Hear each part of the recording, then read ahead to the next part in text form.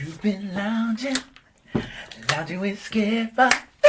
You've been lounging with Skip. Oh, yeah. Yo, what's going on, everybody? I want to welcome you all to another episode of Loungin with Skip. I'm sitting here with a man, this guy right here.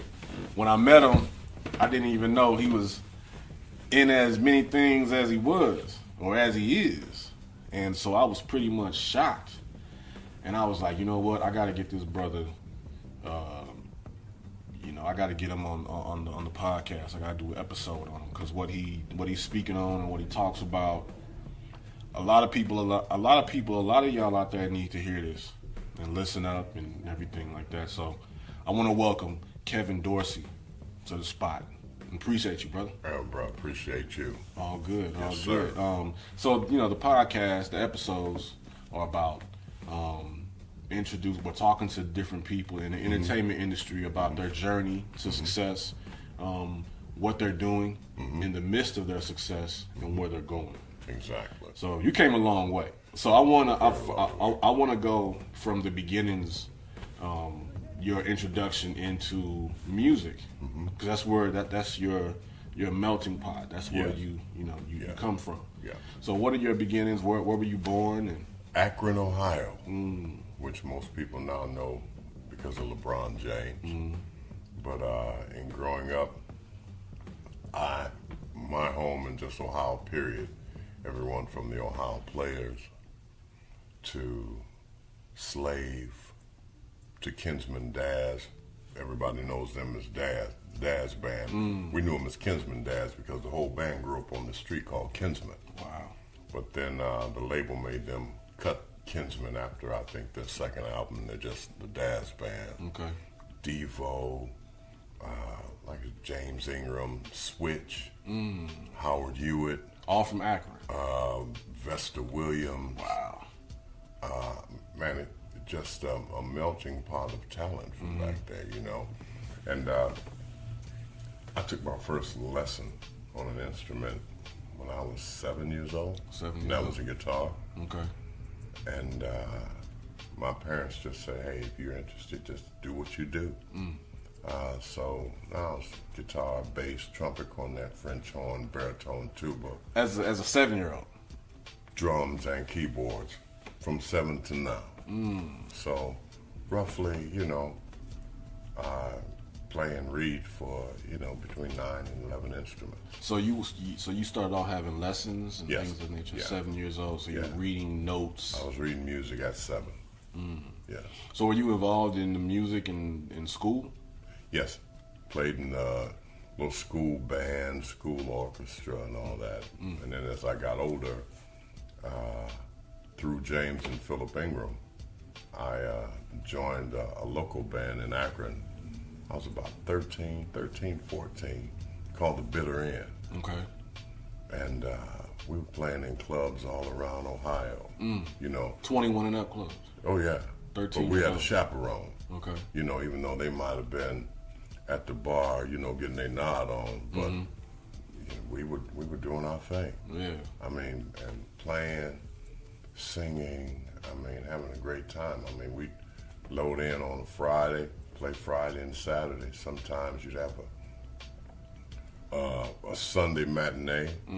But So did your parents, they approved of you performing in the clubs at 13? as long as we had a chaperone with us, and the chaperone, they were the guitar player and drummer's parents, the Tolberts. Okay. And as long as they were doing that, and because, we were doing what we were doing. I'm 13, 14, sitting at a bar, hollering at a 30-year-old woman like I'm crazy. But there it is with that, So you were very much advanced in the game. Yeah, very much so. And by the time I was 18 and my friends and my partners that I played ball with, now they're ready to go to the clubs. I'm clubbed out. I've been doing it for 4 or 5 years. Wow. Wow. So I mentioned, I see you mentioned James Ingram. So Yeah. you knew James Ingram back. he's like a big brother. Yeah. Yeah, he had a group called Revelation Funk. That was Akron. He had Revelation Funk, his little brother Philip Ingram had Raw Soul. Howard Hewitt had a band called Life. So you knew Howard Hewitt everybody back then? Yeah, all our moms went to church together and all that. Yeah. So, okay, so in high school, so this is junior high. So in high school, what took place? So you were in the clubs in junior high. High school, same thing, still playing. I played in the local band at home until my first year of college because I was playing ball. Okay. And so, but I had to give the band up, you know, when I got to college because, like I said, I was drinking, smoking, you know, and. Well, what college did you go to? Originally Akron University. Okay. And, you know, I'm walking past Coach in the locker room and he said, "Come on, Dorsey." I said, "What, Coach?" "I smell the cigarettes on you right now." For real? You know, how you gonna play safety and smoking? You know? For real? So I just stopped. Stop smoking? Stopped smoking and I stopped the band. Yeah? Yeah, I mean, my routine was too difficult. You know, I mean, you can't play college ball and do the nightlife thing. You just can't. Right. Got to have your proper rest and you're healing up, you know. So how long did that go? How long did that go on? I did that the first 2 years. Then I stopped. I wanted to play quarterback, even though I was a safety also. And back then, they weren't allowing black quarterbacks, you know. And then, even though the only one I had a chance to play against at that time was Warren Moon. Okay. Oh, wow. You know, but then I stopped, started playing, started working, should I say. I was a bank teller, I was doing this. So music was nowhere in the scene at that point? Right then it was, no, man, I was a dog catcher, anything I could do. Well, really, I was, you know, wasn't actually catching the animals. We were making sure they had licenses, you know. But no, music was nowhere there. Then a partner of mine said, "Hey, man, you better come on and play this ball." And that's what led me to semi-pro ball, playing with the Canton Bulldogs. You know, our home field was the NFL Hall of Fame, Pro Football Hall of Fame. That was our stadium. And we play all kind of little teams, and man, it was, you talking about rough. Yeah. $110 a game and a chicken dinner. $110 a game? Yes, sir. And a chicken. And a chicken dinner from the Colonel. Okay. That was your pay for going out there blowing it up. Yeah. And I did that for 2 seasons, and I lost my love. It wasn't that I didn't think I could make it to the NFL because, I mean, at the time the Bulldogs were and still are the semi-pro team for the Cleveland Browns. Okay. You know, but I think I lost my love for that, and when you lose your love for football, you're going to do is get hurt. You know, so I had the opportunity to go back to school and ended up at Morehouse down in Atlanta. Yeah, yeah. And went there, ended up being a soloist in that quartet. I was majoring in music. You was singing? Oh, yeah. I've got to sing. Singing since I was a baby. Oh, yeah? Yeah, and I was a vocal pedagogy major. Yeah. Oh, wow. So singing Germany, Italian. You sing German? In German and Italian. Really? Oh, yeah, that's one way you can get your degree. So you was doing this at Morehouse? Yes. And so from there, Morehouse has a world-renowned glee club. Okay. Best in the world. I mean, we do competitions against Yale, Harvard, Amherst, and we kill them. We were touring the West Coast, and our alumni gave us a picnic here. This was in the spring of '83. Gave you a picnic here? Yeah, in we LA. were here in LA. Okay. And it was at the end of April, 1st of May. It was right before commencement. Of '83? Yes. Okay. And Philip Ingram called me from Switch. And he said, "Hey, man, Quincy Jones is putting together this super group to be featured on the follow-up of the Dude album." He said, "I want you to audition, man. You got to audition, man, and come out here with us, Kev." I said, "Come on, man. I'm getting ready to head and do a double masters at Juilliard and then do my doctorate and go teach and be a professor at one of these Ivy League schools. And he said, man, come on. He said, it's not going to be easy. You got 7,000 people coming from around the world to audition. And they got 4 spots. And I said, always thinking. They gave us, our alumni gave us a picnic. I snuck away from that picnic and went to that audition. I got a call back. So you went to that audition. Were you nervous? No. You weren't? Never. So when you went in the audition, how was that? What did you end up doing? Let me see. I sang Everything Must Change. Okay. That Quincy did. Now the dude that came out, after Body Heat? Yeah. Because I had the Body Heat album. Yeah, and Everything Must Change is on Body Heat. And James Ingram was featured on Dude. And this next group that Q was putting together was going to be featured on his next record. So, audition, I got a call back. And I was just like, man, because we were flying back the next morning. And so I had to go back and tell my director what I had done. He was also the chairman of my music department. And he was cool. He set it up for me to stay the night with alumni and put me on a plane after the audition. Only thing he said is don't sign nothing. I said, well, I got it. So I stayed, did the audition, you know. You have like we're doing now, conversation, audition, performance audition, singing audition, and that was it. Okay. So that was in May of 83. Of 83. So at this time, Thriller had already came out. Thriller was out. Quincy Jones was blazing. So you was like, I gotta take this opportunity. Gotta take the shot. You know, how often do they come? Right. So I'm doing all this. My parents don't even know that I've done this. Okay. So I go home, I go back, sing commencement. At Morehouse. Yeah. And then head back to Akron, Ohio. Okay. And so do that. I get a letter. A letter comes to Akron from Quest Records at Warner Brothers. About how long afterwards? This was in July. And it says, thank you so very much for auditioning. We really appreciate it. We boiled it down to 2,700. And I was just like, yeah, all right, cool, you know.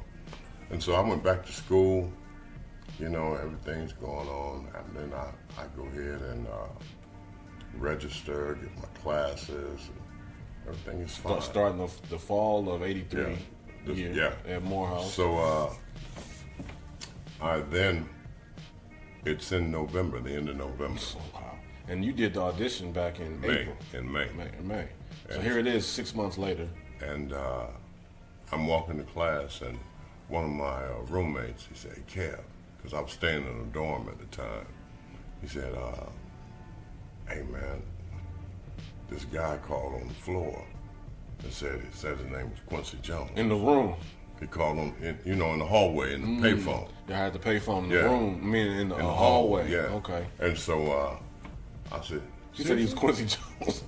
And so I went back to the dorm, man, and got one of those little desk chairs, got my homework and my books and all that, and sat by that phone. I stayed by that phone probably till 6 o'clock that evening, didn't ring.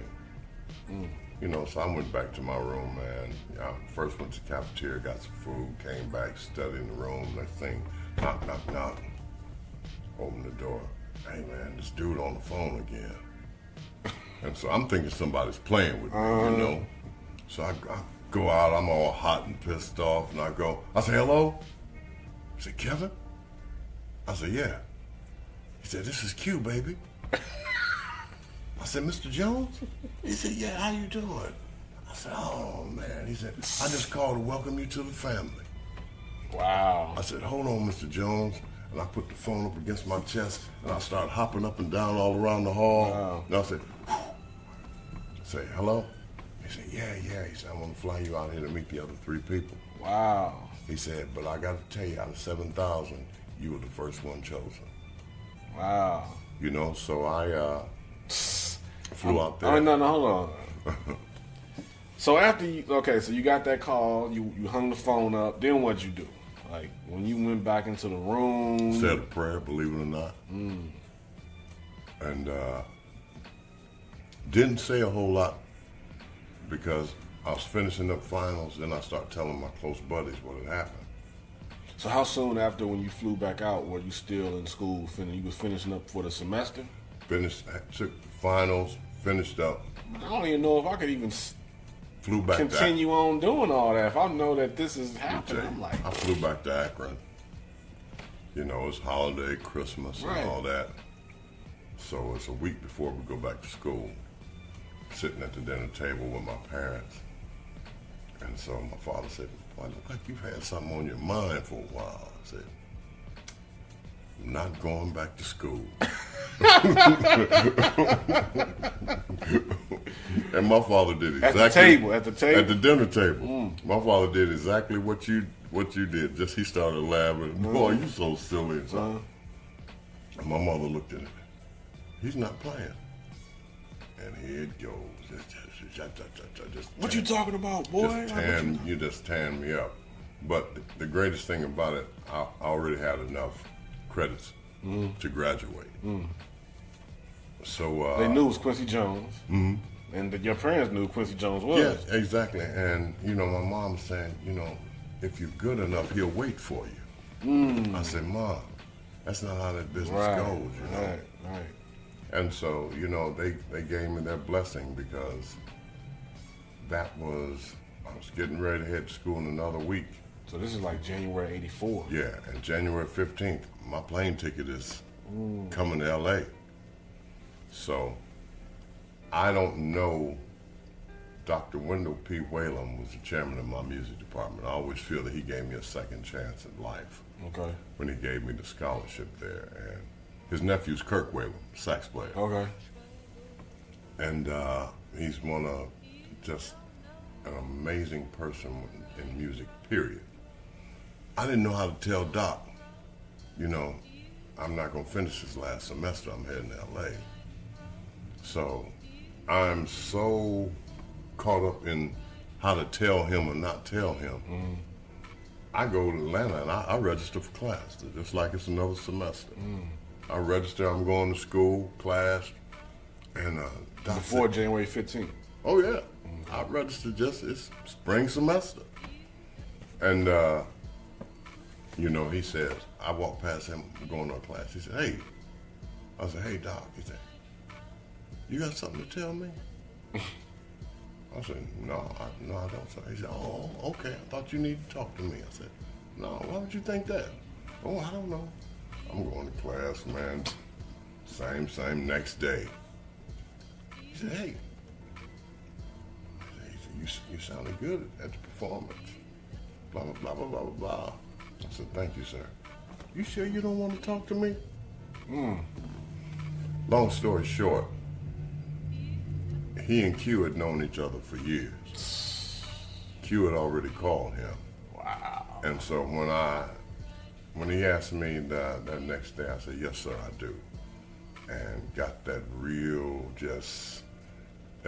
that tongue lashing in a positive way. But you just keep shrinking, you know what I mean? So I told him, and he looked at me, and he said, "You know something?" He said, "All I can ask you to do is represent me well. I've taught you all I can teach you." I said, "Thank you, sir." Other thing, what happened then? I sold everything in my dorm room. Guys wanted me to sign. My conducting baton, sold that. They wanted you to sign it? Yeah. Your name? Yeah, because they knew I was coming out here to wail. And you was gonna be with Quincy Jones. Yes, yeah. And so I have frat bra, Morris Gary, still has my baton. Yeah. And that was in '84. Yeah, and you signed it. Yeah, signed it on the tip. So boom, you left Morehouse, you got on that flight. How was your feeling when you was at the airport, you're on the flight, this was like a new beginning. Like another chapter in your life is about to begin. Yeah, and I mean it's just I came in at night, so you got the lights of L.A. Yeah. coming out of Akron, Ohio, and Atlanta. You know. Yeah. I'm sitting there just like, wow, you better get it in. So Philip and James picked me up. James Ingram. They were already out here. Yeah, they've been here. So this was before.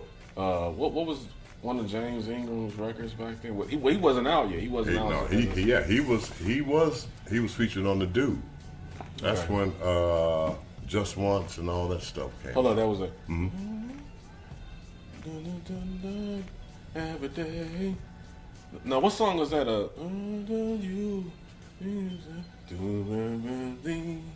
Find 100 Ways.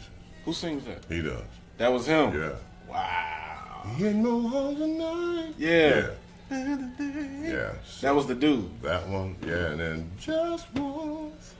That was already out. Yeah, that was already out. They came to pick you up from the airport. Yeah. Okay, so now you're like, all right. Out here, and wow. after, let me see, the next day I went to meet Q and Tom Baylor. What was that like seeing Quincy Jones in person? Like, here it is.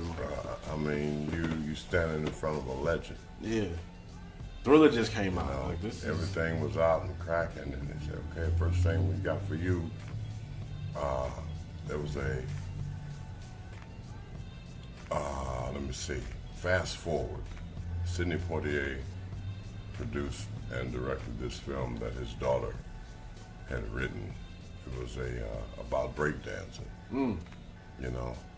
And, What was that movie? it was, Break-ins? well, I did breaking too. Hold on, man. So you going, okay, we're jumping. Sorry, yeah. I mean, hey, Yeah. you know, so, yeah, we did Fast Forward.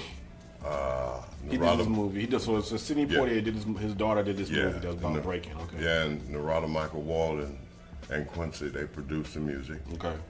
So that was fun. I did that.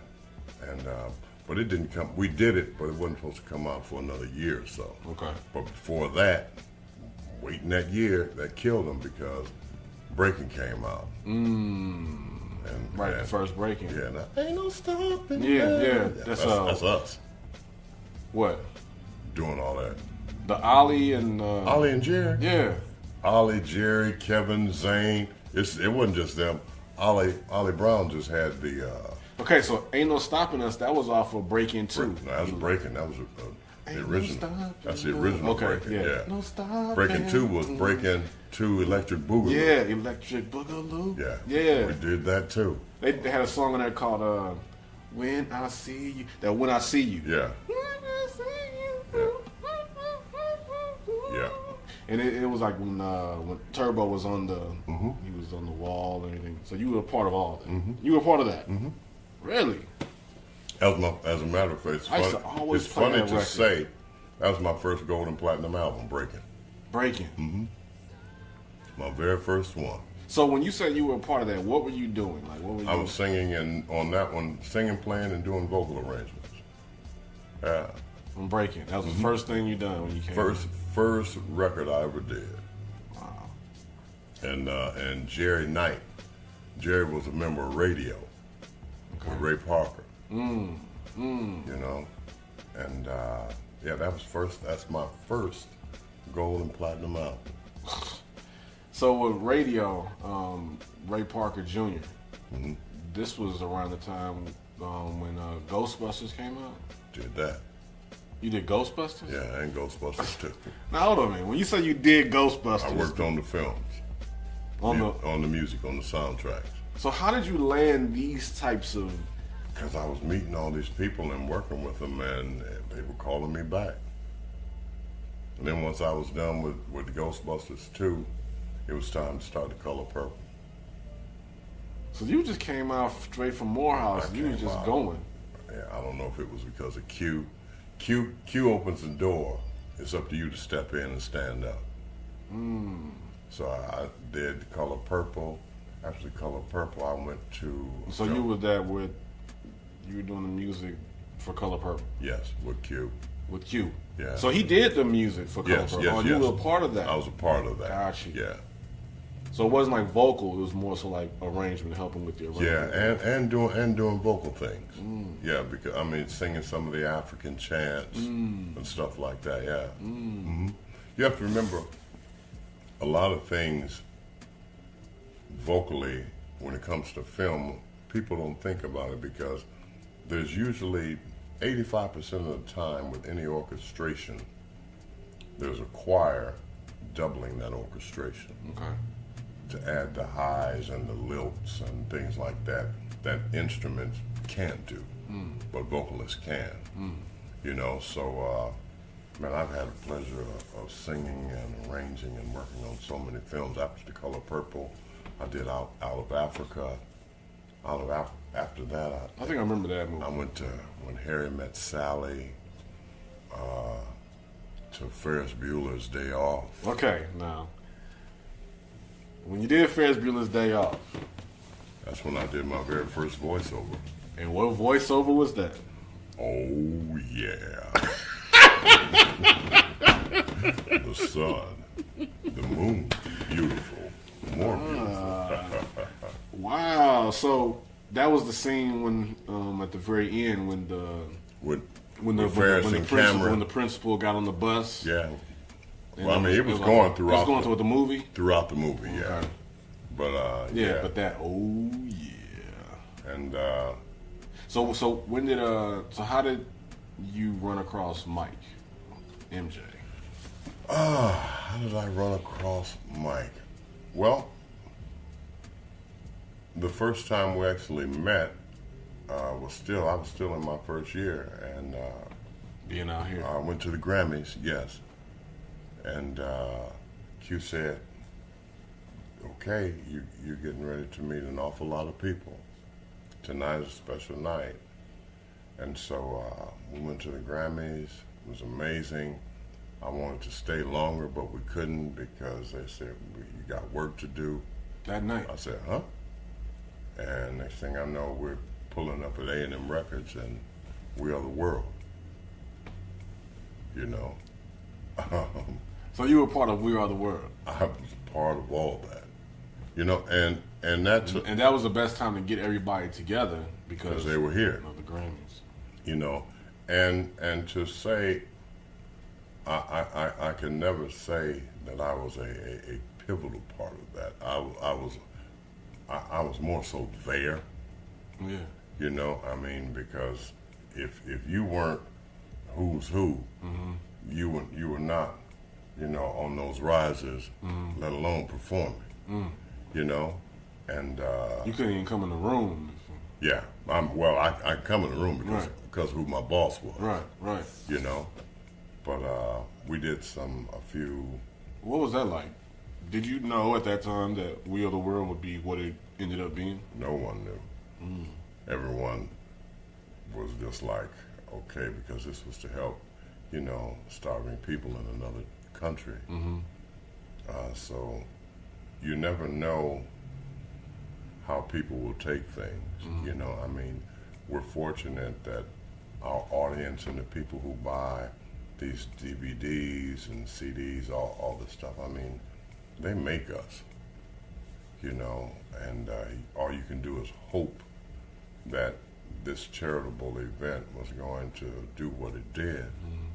And it did. I mean, and from every genre to whatever you can think of was on, you know, those rises. So many artists was a part Yeah. of that record, man. And my biggest thing that night, man, is just they were introducing us to everyone. So to sit and just, hi, I'm Bob Dylan. Hi, I'm Lionel Richie. Hi, I'm Stevie Wonder. Hi, I'm blah. Hi, I'm Bruce Springsteen. Hi, I'm Rod Cyndi Stewart. Lauper. I'm Cyndi Lauper. I'm Ray Charles. I mean, I'm just Tina Turner. I mean, just on and on and All on. in the room, everybody. And you're thinking like, man, I was just at Morehouse a And couple years ago. And when I got home that morning, I was just laughing at myself because, you know, hi, I'm Tina Turner. Hi, I'm Kevin Dorsey. You know, and I'm just like, you know, I was like, hi, I'm the butler. You know, I mean, because you're in here with the greatest of the greats. You know, Ella Fitzgerald, It's after all these years, I mean, that's still a dream. You know, that's one thing. And you remember that day? That took place in that one day. Yeah, I'll never forget that. I mean, working with Q. I mean, it, like I said, Ella. I mean, here's Sinatra. I mean, Streisand. Bette Midler. I mean, he makes sure that you're always well-rounded and not pigeonholed. You know, just as soon as you can go over here with Frankie Beverly and Mays, I need you to be over here with Dolly Parton. Just as soon as you're over here with Dolly, I need you to be over here with Pavarotti. You'll never just get pigeonholed at one thing. Never. You're gonna be great at all. Country, pop, rock, jazz, blues, whatever it is, R&B, classical. You're gonna get it. Man. And that's what we did. And that's what I do to this day. So We Are the World blew up, did all that. You was doing Ferris Bueller and everything like that. So when you met Mike, so Mike was there that night. Yeah. And the first thing I did for Michael and his brothers was the Victory Tour. Wow, the Victory Tour. Yeah. You know that the Victory album was the first Jackson, because at that time they were just the Jacksons. You know, the whole Motown took the Jacksons 5, but you know Jermaine was back. I had that album, man, and my favorite song on that album to this very day is Don't let me tell me what I could have did. It was tell me what I should have been. I don't know whatever came over me. Ooh, give me just one more chance. Yeah. Give me that song, man. Yeah. Is just. So you were a part of the tour that was taking place. I mean, this was a big moment for them because this was them coming back, doing that tour, the album. It was Torture. It was their chance. This was the last time they were going to tour with their brother. You know. This is after Thriller, so it was like. And so this was. It was interesting because they had a huge opening where they did all of the knights and pulling the sword out of the rock and all that. And you hear, I opened the show, behold, blah blah blah blah blah blah blah. That was your voice on the tour. Yeah. Okay. And I knew from spending those couple days with Mike, because like I said, my voice went out. I didn't go out. Your voice went out? On tour. My voice went on the Gotcha. tour. I didn't. And I knew that we had a chemistry. You know, so after they were doing their thing and going and going and going, the tour never went overseas. Why, I don't know. It was just stayed in America. Strictly U.S., yes. Next thing I know, we're 85, and man, I'm doing a lot of film and television, 18, Knight Rider, all that kind of stuff. So the music in it? Yes. Arranging? Music, arranging. I was doing a lot of stuff with Mike Post. Okay. Who Mike, Law and Order and everything else. At one time, Mike had 19% of all music on television. Really? Which is why he owns his own golf course in Hawaii and things like that. But during that era, there was something called sound-alikes. Whereas they would take someone like me and, Kevin, we need a sound like for Barry. Playing your game, baby. Your game, baby. Instead of spending all the money on Barry, spend a third of it on Kevin. Okay. And man, they were killing. I don't care if it was Prince, whatever. They were calling it. Back during those days, between voiceovers, regular sessions, and sound-alikes, I was in the studio different studios 4 or 5 times a day. So when you're doing like sound-alikes, what were they going toward? What was this? Like, It was something happening in a television show. You know, whether it was the A-Team, Knight Rider, Dallas Dynasty, no matter. You was on all that. Yeah. Your voice is on all that. Yeah. You know, Ally McBeal, I don't care what it was. Burn it. You know? So did that up to, and still doing films. And then I got a call from Dolly Parton. Because I'd done something with she and Kenny Rogers. And she said, I got a variety show coming out on CBS and I want you in my band. And I said, here we go. And so we started preparing for that and doing all that. And what was a variety show? it was back in the 80s and 70s, you know, they had these shows where, you know, you're the artist, you come on, but then you also do the interviews, you introduce your guests. Got you. Sometimes they have skits and comedy and all that. So it was a Dolly Parton variety show on CBS. And I stayed there for, a few months and got the call from Michael. He was like, all right, Dolly, peace. It's been real. Right. You know. So you got a call from Michael to do. First of all, I got a call. A buddy of mine, one of the four, Daryl Fennessy from East St. Louis. East St. Louis. He called me and said, hey man, got this audition with Michael. I said, okay. So it was myself, Daryl, Dorian Holley, and Sheryl Crow. Sheryl Crow, okay.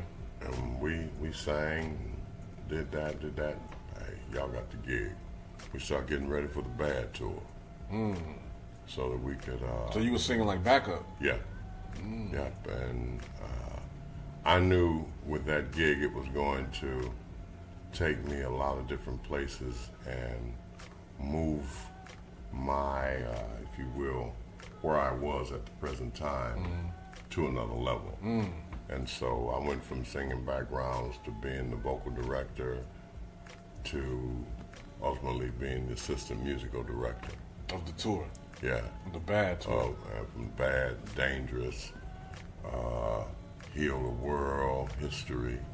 Yeah. Yeah, I worked with Mike for, sounds crazy, 25 years. 25 years. You worked with Michael Jackson. Yeah.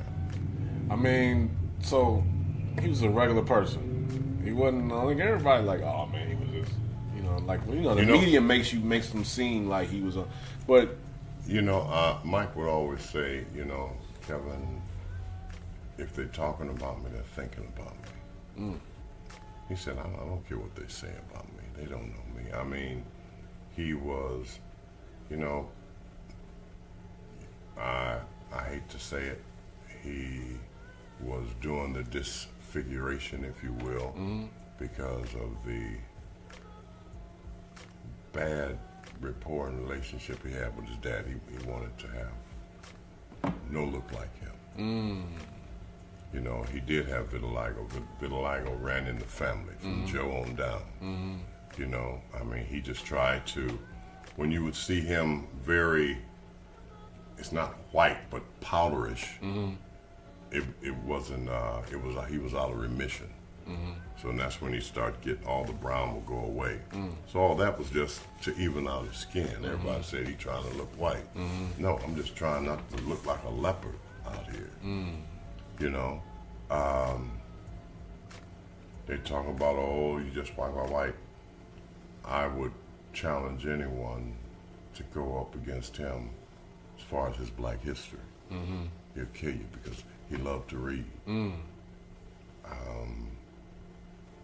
One of the most amazing people that I knew. You know, I never had to work as hard for anyone. Only other person made me work as hard as Mike Streisand. She's another perfectionist. Yeah. But, perfection as in it's gonna be exactly like she wants it, like he wants it, to the last beat, count, like Billie Jean, the bass line, do do do do do do do do do do, but it's really do do do do do do do do. And when our initial bass player Don Boyette, when Don was just going do do do do do do do do do do do, I mean, he said no, that's not right. Don he said, yeah, and Mike said, no, I need you got to feel the pulse. He started. And I mean, and man, he'd have on these little penny loafers, and you would think he's stomping a hole through the floor. Yeah. He's stomping that pulse. Boom, boom, boom. But you got it. You got it. And everything about him, I mean, I remember we were doing a show in Paris, and they interviewed me the next day, and the guy said, your show was flawless. He said, if I have one thing I have to say against the show, he said, it was just flawless. You guys, you didn't make any mistakes. Mm. And he said, what do you think about that? I said, well, I've always, when I was a kid, they used to say to err is human. To who? To err is human. Mm. And so I said, we try for 2 hours and 26 minutes to be as non-human as possible. Mm. And I mean, I have so much to thank him for. I mean, there's not a major country in this world I haven't been in. At least a dozen times.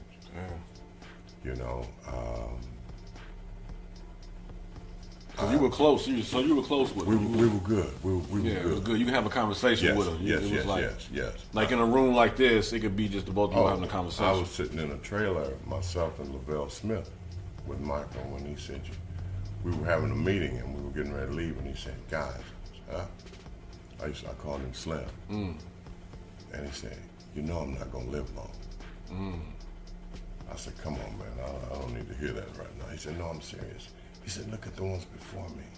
John Lennon. He just went down naming them. He said, they don't want me to live.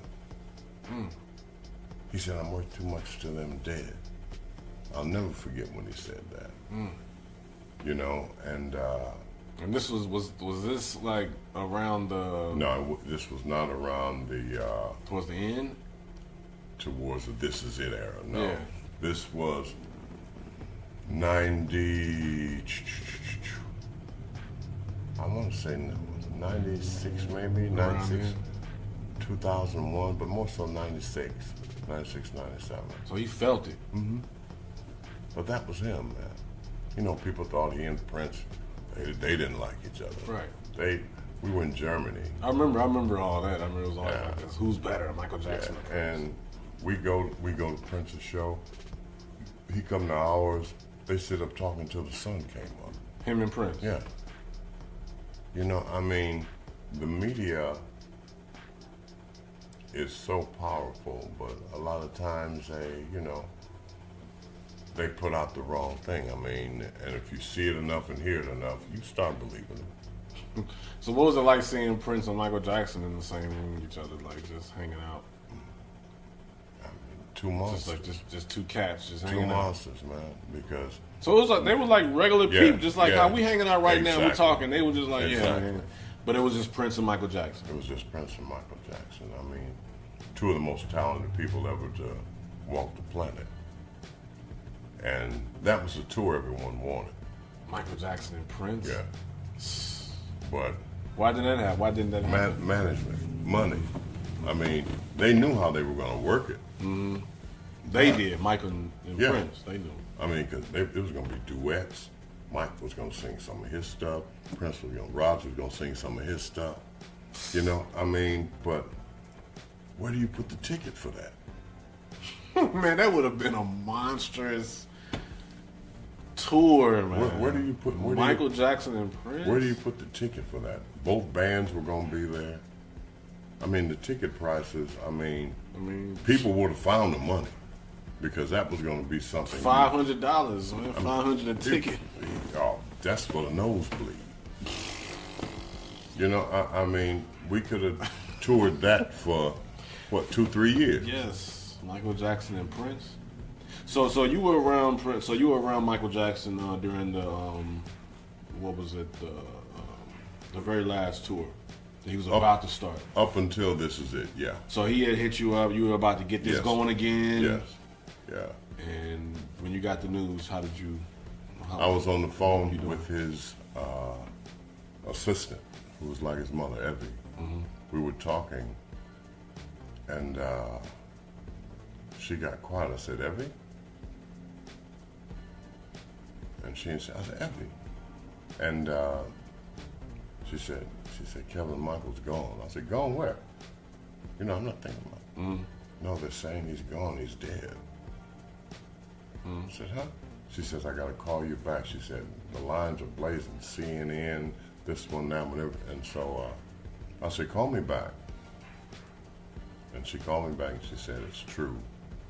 And probably 10 minutes later, it was on CNN. My phone, it wouldn't stop. It wouldn't stop. I mean, it's, I've never seen nothing like it. I mean, to the point where I had to plug it in and just zoom, zoom, zoom. Well, all said and done, I had over 1,500 calls for interviews. 1,500? From all around the world. 1,500 calls? 1,500. From all around the world? To do interviews about Mike. Wow. And denied them all. That was my friend. You know, I was not trying to do all that on his death. No. So he just died. Yeah, literally. And the phone smoked and kept smoking. And so after we buried Mike, you went to how was that funeral? Because I remember I saw it on TV. I mean, I'm back in St. Louis. Was that Staples? I was sitting between Jesse and Farrakhan. You were sitting between Jesse and Farrakhan. Yeah, me and my partner Romeo Johnson. Because I you know, from St. Louis, man. So I'm at the house. This was what was it, June 2008? Was it?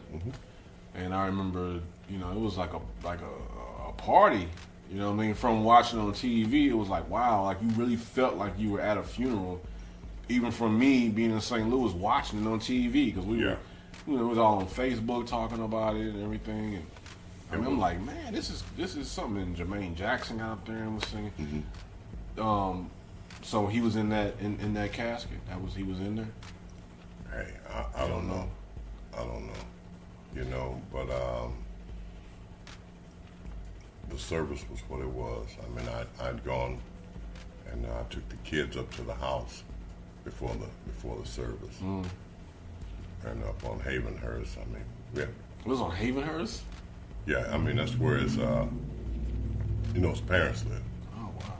And so I said, let me go by and give my condolences. This was before the funeral, and I had to park on Ventura and walk over because there were television trucks and media trucks from every country in the world up there, and people, you know, they're singing "We the World," "Man in the Mirror." They're just out there. They're out there singing. And so I took the kids up and said, "Come on, we're gonna go and say hi, and express our condolences." So Mason, Loungin, really? And Lex. Wow.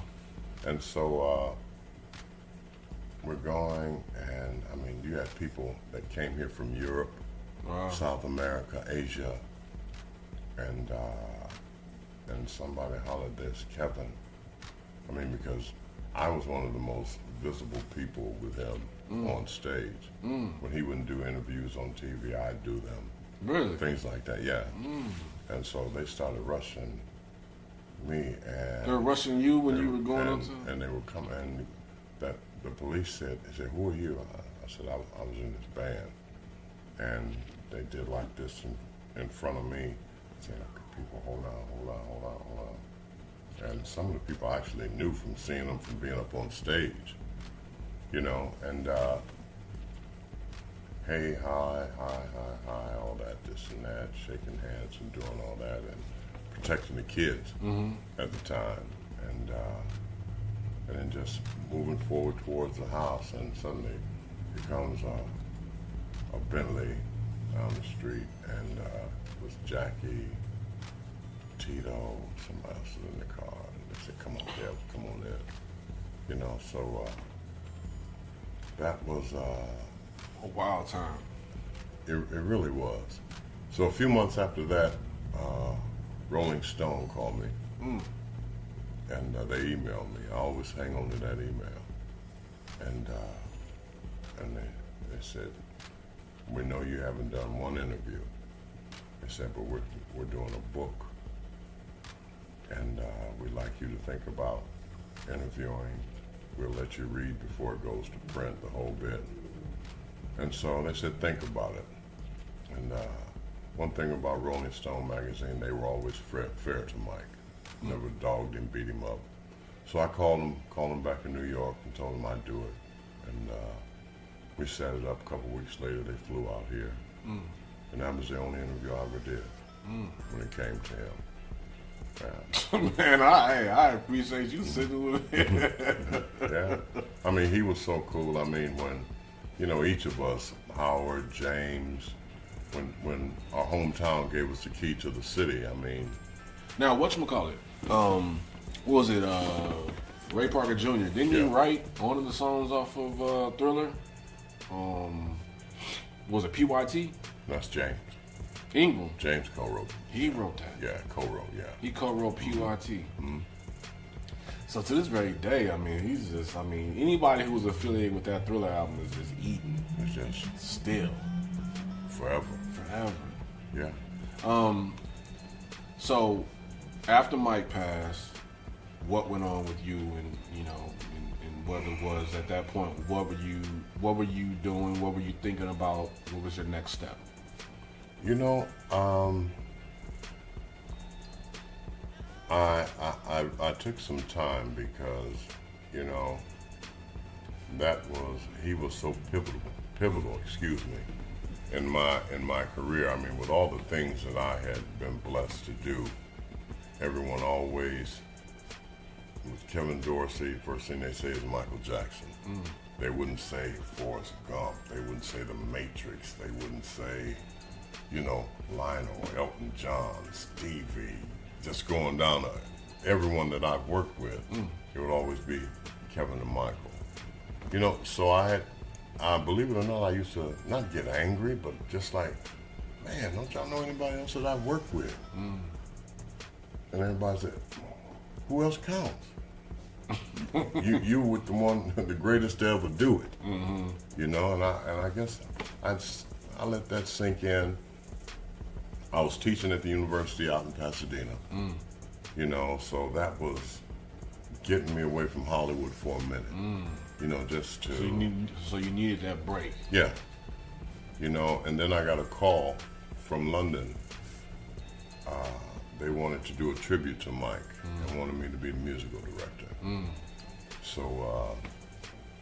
What was that like, being the musical director of the man that you worked for, who's not here anymore, but you're still in that? What was that like? It was different because, I mean, I had a slamming band, put together a slamming band, and when you hear someone, you know,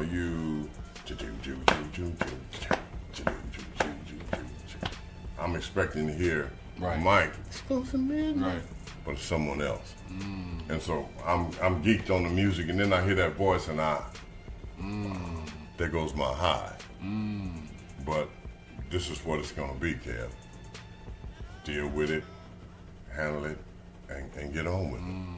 You know, so I had everyone from Jamie Foxx, first time I met Neo, Yolanda Adams, She sang Earth Song and killed England. Let me see.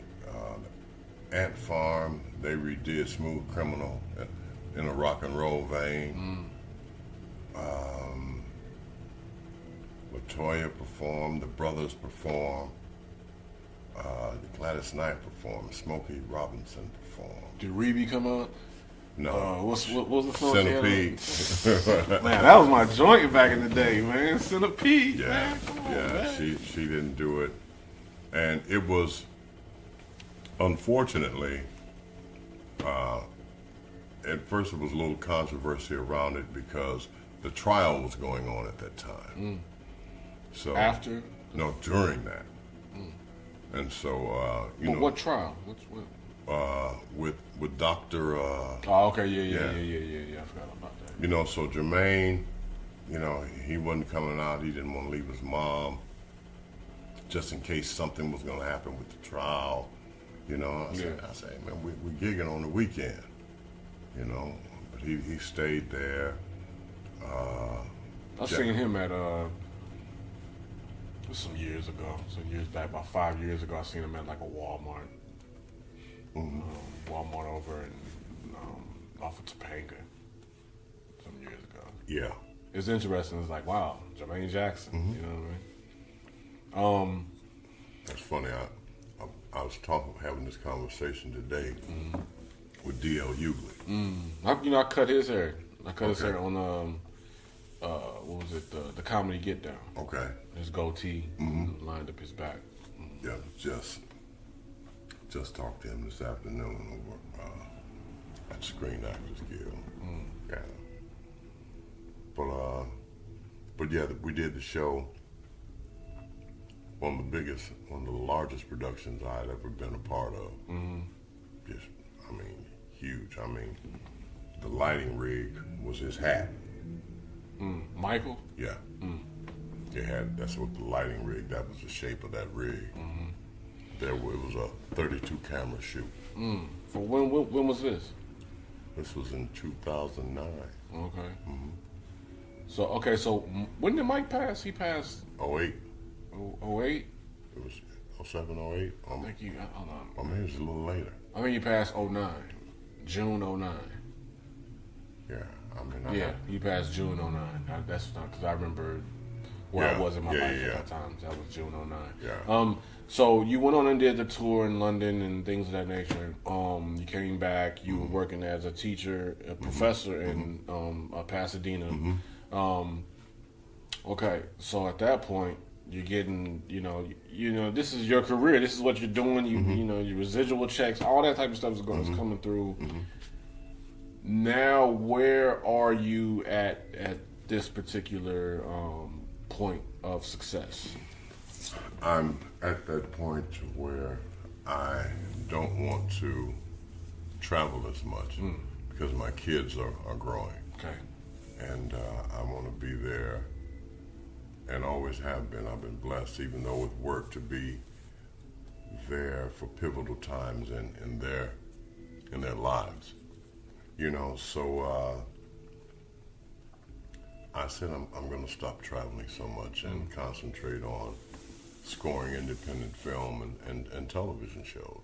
Now, for someone that wants to get involved in, scoring films and things of that nature, what would you tell them? What are some things, because is it a hard feat to accomplish? You can do whatever you want to do. You have to know all instruments.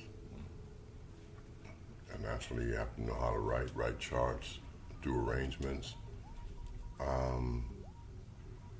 and be very, very well versed in all types of music. There are very few, even though I don't use the term African Americans, very few black people that score music, or at least on a high level. And if they are, they really don't get a lot of well-deserved recognition Because it's not easy. I mean, because the visual and the audio are hand in hand. So something like that, when you're scoring a movie or whatnot, do you see the actual footage of the movie that's already edited on a big screen, and then you have your orchestra in front of you and you conduct as it's being played, so that way everybody is seeing it? You can do it like that. You can do it. It depends on whether you want to synth it first, and you score here, and then present it there. Okay. But usually you do have the big green slate bar going by, and when you're doing your thing, you're watching. They're not. Who's they? The orchestra. Got you. Yeah. Their backs are to the screen. Got you. You're there. Because that's giving you so many different things. That's giving you your crescendo. Even though it's there in the score, you're getting it there because you see it happening. Yeah. Yeah. So you're like producing visually. Yeah. But from an audio standpoint. Yeah, you're showing them what's happening on that screen with your baton and your motion. Yeah. I can see that. What's the most hardest movie that you scored? The most, not say hardest, but the most complicated. Like, man, this is rough. One that I'm finishing. It's a horror film called The Taker. With Demetrius Navarro. He's the director. Okay. Horror's not my thing. And a lot of times some films can be period pieces or, a lot of horror now is grindhouse, which is, real throwback and all that kind of stuff. And so to do it, someone had already scored it and they weren't happy. And they were happy with maybe bits and pieces, but they say, put you on here. And so you have to go and do your homework. Okay, this is 2018. Do you want some Friday the 13th, some Omen, some Exorcist? How grindhouse do you want it? And then they'll give you, clips of things. The director will say, I felt this here, I felt that there. I mean, I get some films where they'll say, I'm feeling Marvin Gaye here, Trouble Man, and that's the temp track that they give you. So to match that scene. Okay, so now I got to go. I say, you want that feel, that sound? I say, yeah. So now I got to go back to the early 70s.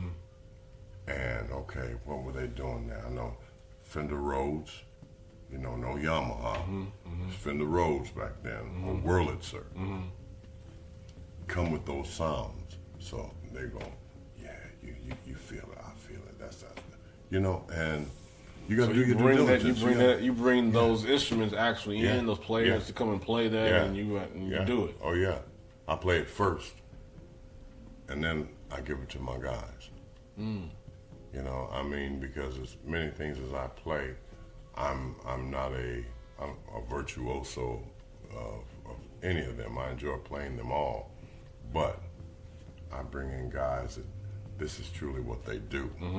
The keyboard is just like an extension of their body. The guitar is an extension, the bass, So, I remember some years back, we had to do a Sam Cooke remake of Sam Cooke at the Copacabana. And that was a rough gig. We did 24 tracks in 2.5 days, live. But and made it happen. All that stuff, yeah. So it was cool. Stuff like that I like. You know. Wow, man. I mean, that's... You know, because it makes you... There's nothing like doing a film and then going to a matinee, sitting in the back and looking at people and see if they felt what you felt when you wrote it. So you done that? Yeah, I like doing that. I don't do the let's go to the screenings, let's do this and that. You go to just a regular... Just go to a regular movie, get me a little popcorn and something to drink and sit in the back and watch.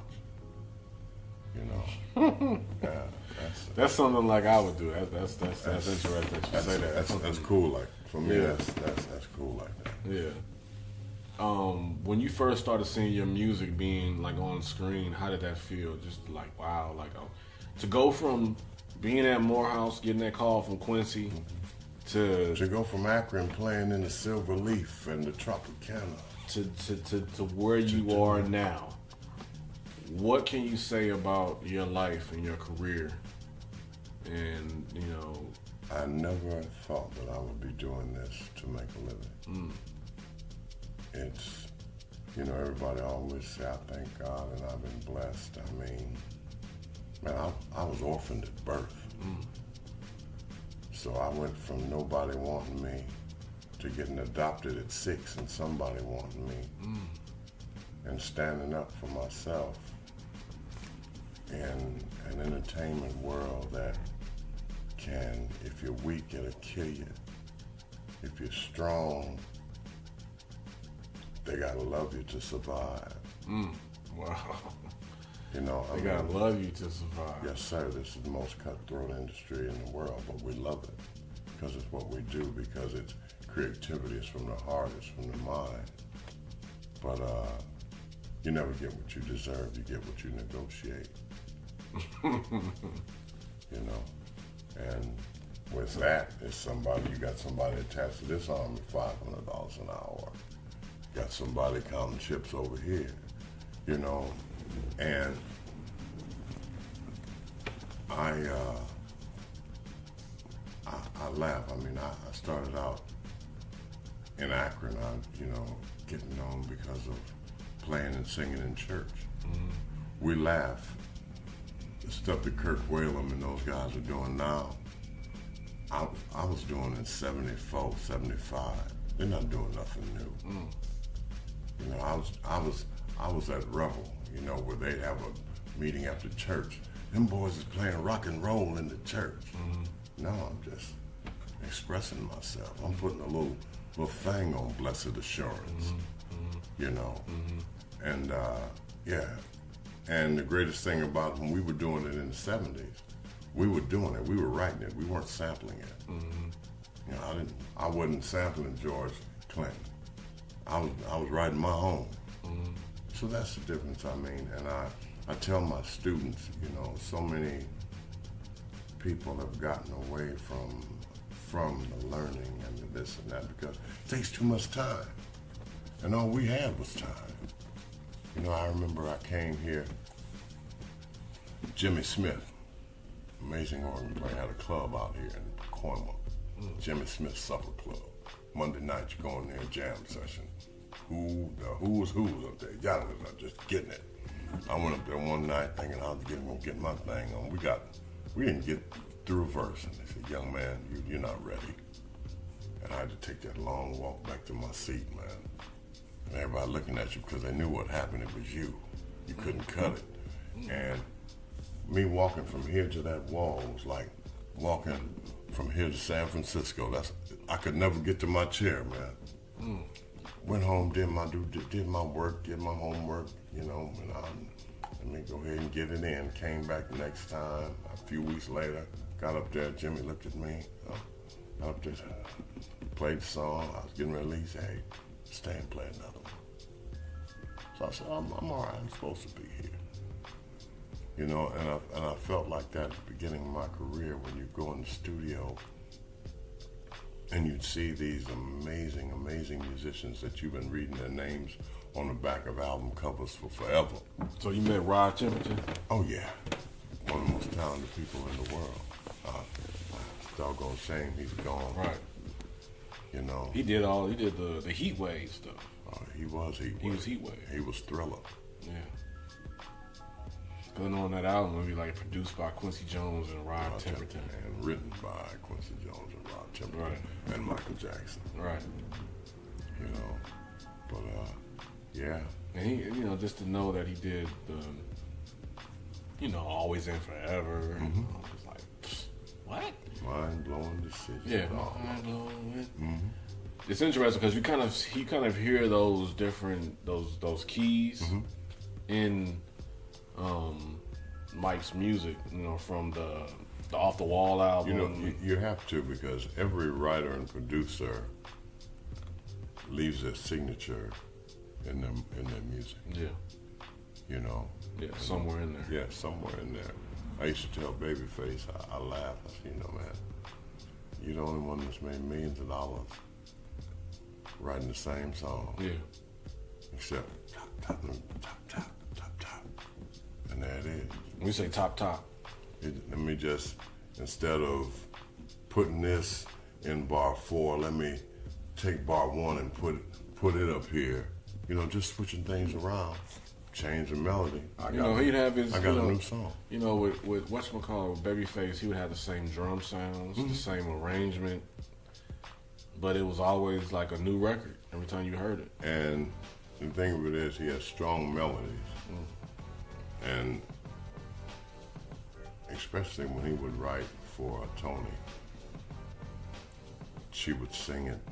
He would do the demo vocal, and she would sing it melodically just like him, where you knew, okay, he sang it down first, and she followed it because, Right.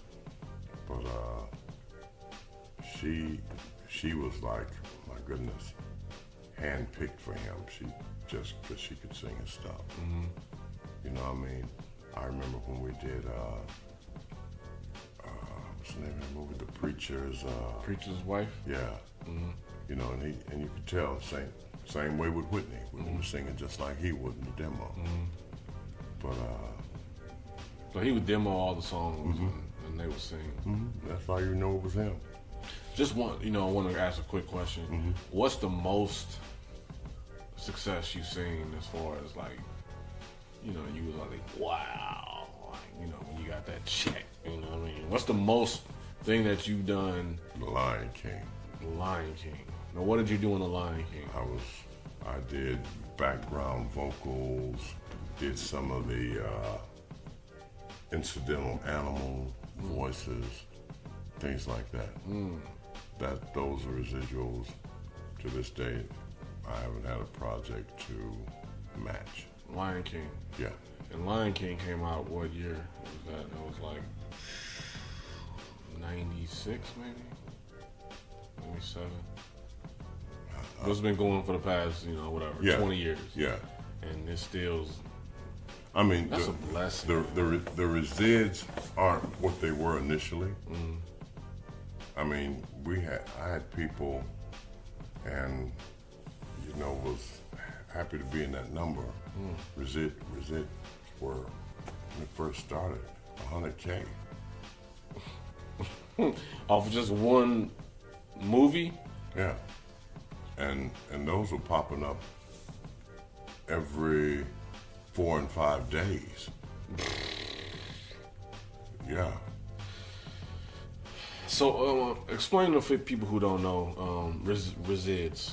Residual payments are payments that you receive after a product has, once it's been in the theater, once it's had that run, once it's gone to HBO, once it's gone to Walmart, Target, and DVD and things of this nature. For every time it's played on cable, network television, a DVD is purchased, this or that, we, the people who worked on that project, get a percentage of what is paid. And so that did well. One that's catching it is, I've done the new Star Wars. Out of the 3, I've worked on 2 of them. Out of the three new Star Wars. Okay. Yeah. So the one that just came out was The Last Jedi? Yeah, I worked on that one. You worked on that. And then the first one. I missed the middle one. But I think I missed the middle one because I was doing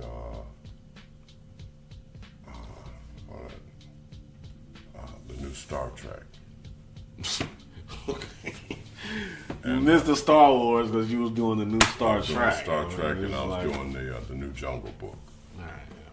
You know, so I one slipped through. It's a blessing, man. It's a blessing to God. even, it's like I said, when you were telling me all this stuff, and I'm just like, because me personally, I have this thing about, because I hope to one day be able to have it to where residuals, you know what I mean? Like that's the gift that keeps on giving. Exactly. And that's just a blessing. So me, I'm all about a chart type person. Yeah. I check just different residuals that I make musically on through my distribution company for my music. I check that every day just to look and just see what happened today or what's coming through today. See, and my thing is, all of mine is set up for my kids. Once I'm gone, I mean, they collect them. I mean, and that on an average, out of 52 weeks of the year, there's usually, you might have out of that year 3 weeks you may not see a check. Other than that, you see I see a check every day. And like I said, I get checks from '84. Spending that '84 money. Yeah, from the '80s. Spending money from the '80s, '80s, '90s. I mean, because I get money, from Glory. That's, Glory with Morgan Freeman and Denzel.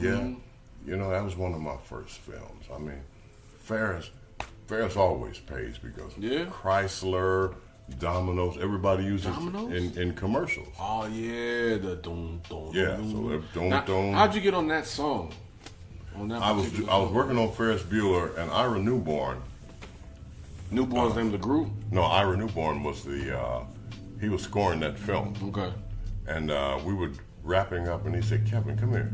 I said, went over there, and he gave me a piece of paper, and the paper said, "Oh yeah, beautiful, more beautiful, the sun, and laugh." He said, "Go do this." A group called Yellow out of Germany did the song. Okay. But Ira felt that it didn't have enough bottom. And so he said, "I want you to go out there and just say these words, say each one 3 times, then go to the next word." And then, back then, wow, they VSO'd the tape, slowed the tape down. Okay. And so after I did it, they slowed down the tape, and so to make it go even more, oh yeah, they made it, and so, and that's what happened. And they've been oh-yeah-ing since 1984. Since Ferris Bueller? Yeah. I used to always watch that movie. Well, I'm sorry, 85 is when Ferris came out. I've been watching that movie ever since on VHS, man. That's 33 years. 85, 95, 2005, 2015. Yeah, I've been getting paid on that for 34 years. It's so interesting because something like that, you just like watching, you're like, oh, okay, yeah, it's regular. But not knowing the behind the scenes aspect of it all. That's what to me is so intriguing at this age that I'm at. But 10 years ago, I really wasn't thinking about all that. And that's one thing I always loved. I mean, I've had every opportunity. I've turned down record deals and everything else. Right. Because I'm not that front person, in my own opinion. Yeah. I like being behind the scenes. I like building that monster, and being a part of that and being able to walk and be free and do what I want to do. Yeah. And by doing that, I mean, I remember laughing because Budweiser said, "Okay, we need you to do this." And I said, "Okay," and all I do, Bud. And then you had another guy, "Why? Sir, Bud." Hold on, man, you was doing, what's that, the frog? Yeah. That was you? Yeah. You get to do that, and you get to Michelob, make tonight the best part of your day. Levi Strauss, I mean, I've been. So that Budweiser commercial, that was like early 90s? Yeah. Woo. That was. I'd love to do that again. Yeah. Just they played it. They featured it on Super Bowl. Yeah. Woo. And you was what? And that was you, brother. The first one on that one was nice. Just off of. Yeah. That was nice. You know, and then it was cool for me because that was 94. And here's the great thing. Bud, there was commercials back then because, you know, commercials were everything on the Super Bowl. And at halftime, I was performing with Mike. Because remember, he was the first one to do halftime. And, right, so it was... Oh, man, that was a day. That was truly a day. So, what are some to summarize everything? Something to inspire, composers out there, people who want to get into voiceover work.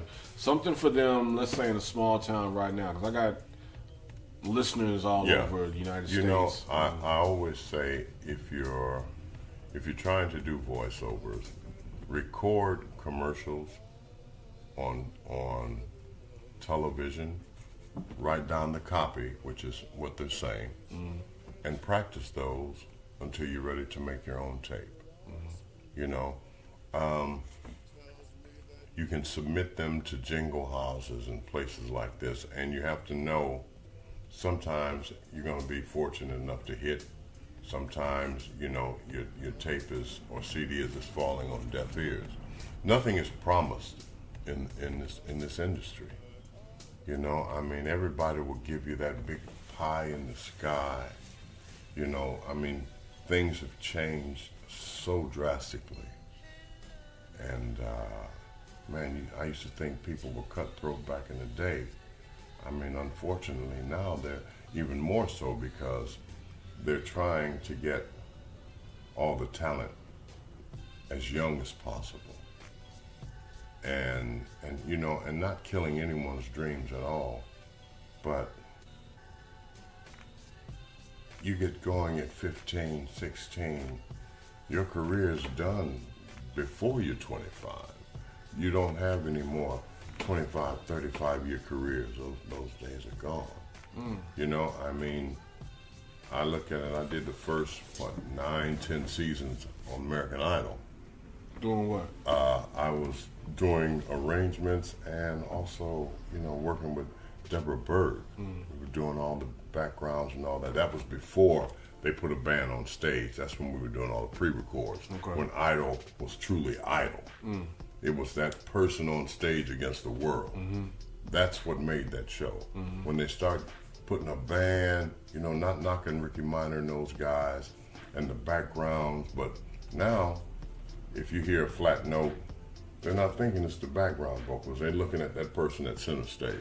You know, unfair in my opinion. You know, I did the verse, I don't know how many seasons of The Voice. And, you know, I was one of the people who went around the country doing the auditions. You know, I mean, unfortunately, to this day, The Voice has not had a star. Not one. Yeah, it's just been a show that's just come on and... I mean, Idol has just, I mean, has Jennifer, Fantasia, Carrie Underwood, Ruben Kelly, Ruben, Clay. You can, I mean, you can just keep going on and Daltrey. Carrie Underwood. Carrie, Daltrey. You can go on. The Voice. None. But #1 show in the country. They don't give a damn if somebody's made a hit or not. You know, so you want to not get frustrated and discouraged when you don't hear back from people. You want to make sure as you submit your work is definitely protected. You know, do the poor man's copyright if you don't have the money to send to the Library of Congress to do the big paperwork. You know, I liken my industry to the NFL. the NBA, and National Baseball Association, you have hundreds of thousands, if not millions, of young people who play all these sports. And man, my dream is the NFL, the NBA. Right. And a mere handful make it. Right. Same way with entertainment. Right. I mean, there's some amazing talents out there in small towns, small cities that may never be heard and will kill anyone that's on the radio. Right. And unfortunately, it's not meant for them. You know, I mean, you got to play the game, or do you play the game? I don't want to play the game. That ain't me. I mean, unfortunately, the casting couch is still bouncing. Couple springs are broke. Couple springs are broke. But they're still getting it in. Right. You know? And a lot of times it's like Vegas. Vegas wasn't built for you to win. You know? But you have to remember, as parents, as young people, I always use a little saying that I got from Frederick Douglass.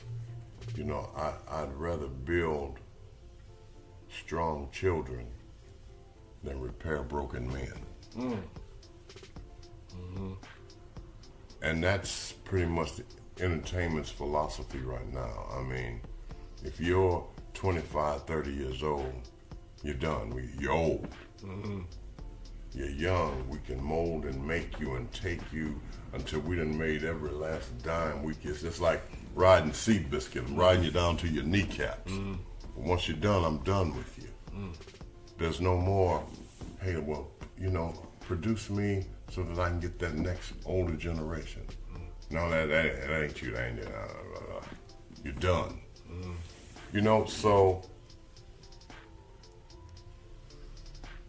you have to, it's a fight, it's a battle, it's a war, it's a grind. You know, it's a daily hustle. I mean, for most people, it's not like having a 9 to 5 where that eagle flies for you at the end of every week. Right. If you don't grind, that eagle won't fly. Right. You know? Right. But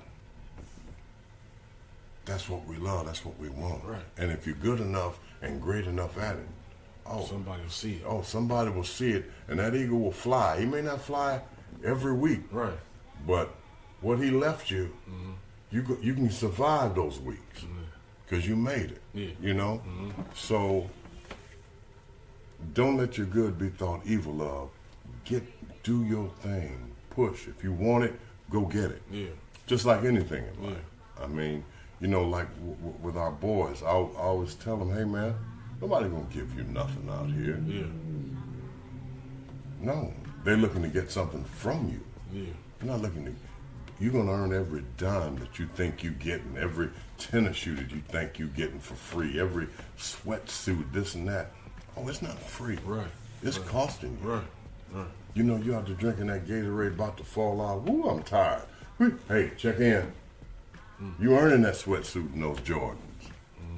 You know, so I just like to end and say I thank everyone who has helped me, listened to me, you know, bought my music, showed me how to do this and this way, and compose something to make people hear what I have to say and love what I have played and created, and have, you know, supported me in no matter what way, whether they've gone to see a film, bought a CD, or just say, hey, Kev, keep doing what you're doing, man. You know, so, and that's what I've been doing now, going on 34 years. And still loving it, and I made my career so that I can, if I don't sing anymore, play anymore, I can always talk. Yeah. I can always get behind that mic, you know, and do my thing. What just to end it out, what are you working on now, like moving forward? What do you see yourself in the next 5 right now, 10 years? I am preparing for 2 films, The Wanted which is you may as well call the sequel to Get Out, and A Ticket to Nashville, country jukebox film. You know that I with Brad Paisley and some of those guys. So that's what I'm doing. Okay. And raising these kids. Raising the kids. Right. Okay. Yeah. Hey, well, Kevin, I appreciate you, man. Where can, if anybody wants to contact you, how can they reach out to you? Diverse Media, DYVERSE Media at yahoo.com. Diverse Media at yahoo.com. Yes, you have an Instagram or anything like that, or no? They say I have one. My assistant does You don't that know? stuff. Oh, yeah? My son is on it all the time. I think, Okay. you know. Okay. Hey, well, I appreciate you. I appreciate you, man. Thank Forever. you. Always. Thank you. Yes, sir. Yes, sir. And until next time, peace.